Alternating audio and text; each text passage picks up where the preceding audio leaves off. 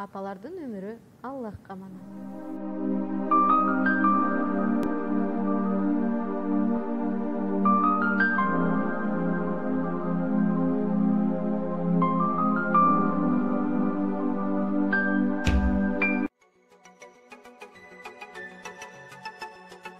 Соккон жүрөк чыга жаздап кабынан, өз баласын артык көрүп баарынан, баласынын миң түшүгүн көтөрүп, эне ыйык, эне кыймбат баарынан.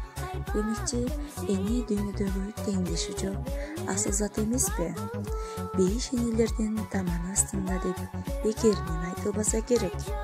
Биздин эгелибизге жок кубанып, ар дайым балам деп бизди ойлоп жүргөн энекелерибиздин ак сүтүн актоо эң чоң милдет эмеспи, балдар? Дүйнөдө канчалаган майрам атайын белгиленүүчү күндөр бар. Ар бир күнү апабыз жүрөгүбүздө болгон үчүн бардык күн апакелерибиздин күнү деп ойлойм. Ошентсе да апаларга арналган күн да жок эмес.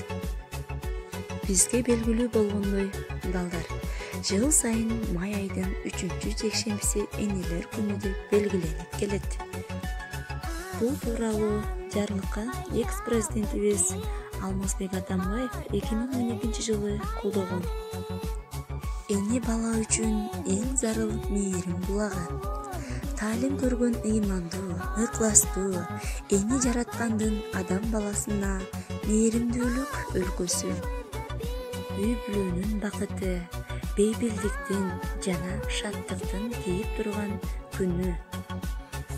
Эне 9 ай бою курсагында, ал эми бир нече жыл кучагында, андан соң өмүр бою жүрөгүндө көтөрүп жүргөн ардактуу энелерге тең келе турган зат.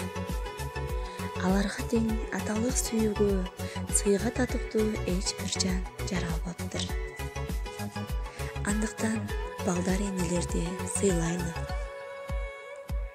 Даңазалап дүйнөгө даңктай билген, жетишер деп даңазалап тим койбостон, кол чайыш деп ак сүтүн актай билген. Асмандагы айдагы жарык чачып жайнады, ал анткени айга окшош апакемдин майрамы. Анда эмесе, балдар, үйгө тапшырма эне жөнүндө обондуу ырларды жаттап айтып бересиңер.